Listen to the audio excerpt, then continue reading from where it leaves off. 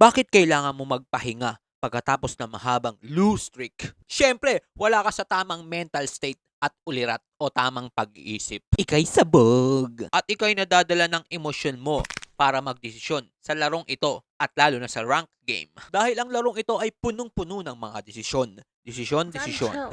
Isa itong decision making at pag mali at hindi maganda ang pinili mong desisyon, talo ka. Matatalo tayo. Talo. Dahil damdami na ang iyong pinapairal. Gigil ka sa kalaban dahil trinasto ka niya. Kaya hahabulin mo siya hanggang tower. Wrong decision! You got tilted, bro. At pag tilted ka, chaos is at your door. Gayabo lang para makaganti ka. Ayun, patay ka. Dahil meron siyang kakapin na nag-aabang sa bush. Kaya pagka merong trash talker, wag na wag mo siyang papansinin. Don't make it personal. Chill ka lang. Relax. Ayun yun. Kaya pag lose streak ka, maglaro ka muna ng ibang games at laro. Or kung ayaw mo maglaro ng ibang games, edi mag-Jacolites ka. Jakol. At mas mainam kung meron kang kasiping girlfriend, boyfriend ka ba? Yeah.